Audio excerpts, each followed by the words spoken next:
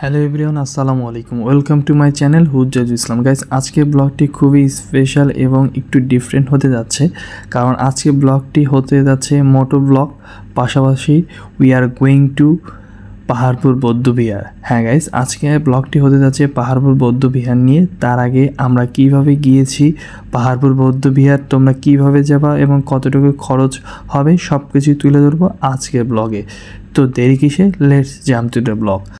তো গাইজ, তোমাদের পাহাড়পুর বৌদ্ধবিহার যাইতে হলে সর্বপ্রথম আসতে হবে বগুড়া তিন মাথা থেকে তোমাদের সরাসরি চলে আসতে হবে বগুড়া চার মাথা থেকে তোমাদেরকে সরাসরি দুপচাচিয়া যে সড়ক আছে, সড়ক দিয়ে সরাসরি তোমাদেরকে আসতে হবে দুপচাচিয়া বাজারে। এর মাঝে আমরা খুবই এনজয় করতেছিলাম বাইক রাইডে, আর প্রচণ্ড রোদ ছিল, যার ফলে আমি ফেসটা বের করে রেখেছিলাম।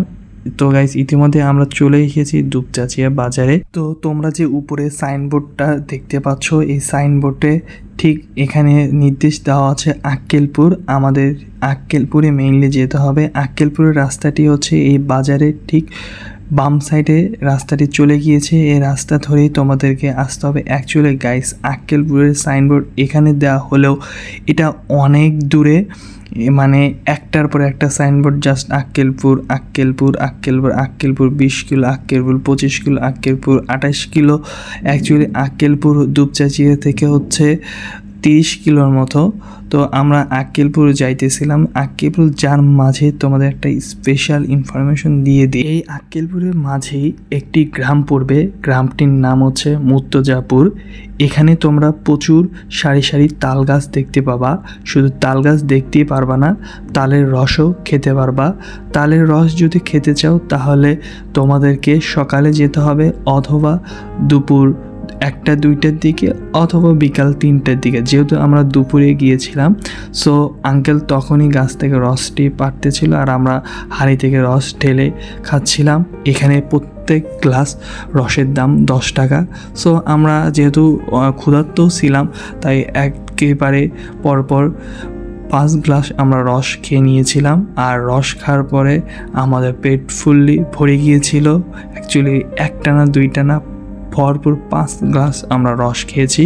সো রস খেয়ে পেট ভরপুর করে নিয়ে আমরা সোজা রাস্তায় যাচ্ছিলাম। ঠিক এর মাঝে আমাদের যেহেতু দুপুরে জোহরের নামাজের ওয়াক্ত হয়ে গিয়েছিল, তাই আমরা সামনে একটা মসজিদে নামাজ পড়ে নিই।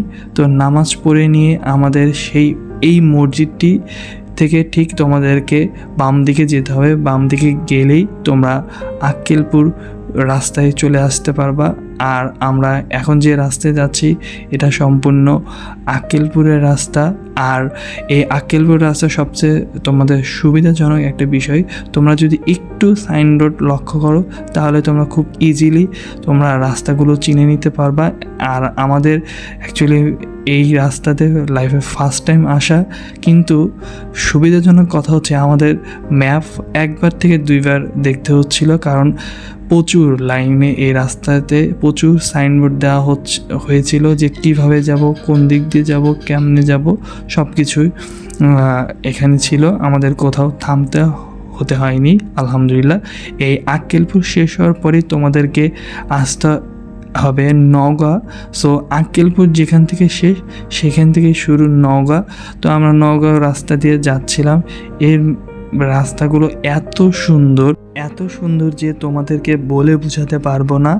তোমাদেরকে এই রাস্তা উপভোগ করতে অবশ্যই যেতে হবে। আর এর মাঝে একটি দুঃখের সংবাদ যে আমাদের রাস্তার মাঝেই একটা গাড়ি অ্যাক্সিডেন্ট করে। অ্যাকচুয়ালি আমাদের ঘুমান্ত অবস্থায় ঘুম লাগছে বা পর্যাপ্ত ঘুম হয়নি বা শরীর খারাপ লাগছে, এই অবস্থায় গাড়ি ড্রাইভ করা ঠিক না। তো আমরা সেখানে গিয়ে ইনফরমেশন পাই অ্যাকচুয়ালি ড্রাইভার আঙ্কেলের অনেক ঘুম লাগছিল, সো তিনি ঘুমিয়ে পড়েছিলেন, যার ফলে গাড়িটি একদম তাল গাছের সাথে মেরে দেয়।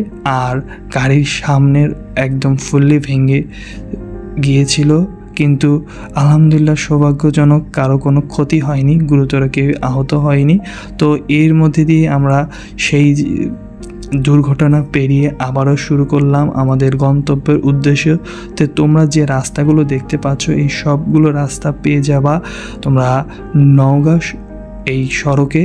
তো রাস্তাগুলো এত সুন্দর বলে বোঝাতে পারবো না। এর মাঝে আমরা পাহাড়পুরের রাস্তায় চলে এসেছি। তোমাদের অ্যাকচুয়ালি এই সাইনবোর্ডের না গিয়েই বাম পাশের রাস্তা দিয়ে গেলেই সবচেয়ে বেটার হবে, ঘোড়া কম লাগবে।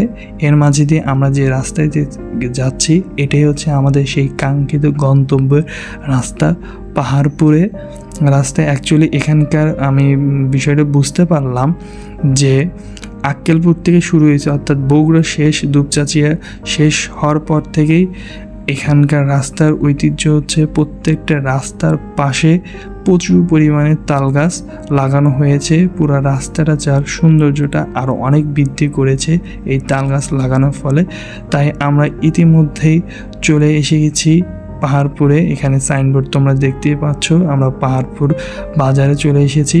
সো পাহাড়পুর বাজার থেকে আমাদেরকে 5 মিনিটের মনে হয় রাস্তাটা একটু গ্রাম্য টাইপের ছিল। সো এই যে সাইনবোর্ড তোমরা দেখতে পাচ্ছ, পাহাড়পুরের যার রাস্তা, পাহাড়পুর বৌদ্ধবিহার। সো আমরা এই রাস্তা দিয়ে যাচ্ছিলাম। রাস্তাটি একটু সরু এবং গ্রাম্যর মাঝে এই পাহাড়পুর বৌদ্ধবিহার। বাট আজকের এই ব্লগটি তুলে ধরেছি মেইনলি আমাদের যাতায়াত, কারণ আমরা এখানে এত কিছু দেখেছি, এত জিনিস উপভোগ করেছি। এই এক ব্লগে দিলে মিনিমাম ব্লগের সাইজ অনেক বড় হয়ে যাবে, যার ফলে আমরা ব্লগ পার্ট 1 পার্ট 2 তুলে ধরেছি। আজকে তোমরা যেটা দেখতে পাচ্ছ পার্ট 1, এখানে মেইনলি তুলে ধরেছি বগুড়া থেকে তোমরা পাহাড়পুরে যদি আসতে চাও কিভাবে আসবা। পার্ট 2-এ থাকছে এই পাহাড়পুরের সংক্ষিপ্ত ইতিহাস এবং এখানে কি আছে, দর্শনীয় স্থানগুলো, এখানে থাকতে হলে কত টাকা লাগবে, পাশাপাশি এখানে জাদুঘরে কি আছে এবং আশেপাশে কি আছে সব কিছু তুলে ধরবো পার্ট 2-এ। ততদিন পর্যন্ত তোমরা সবাই সুস্থ থাকো, ভালো থাকো, আল্লাহ হাফেজ।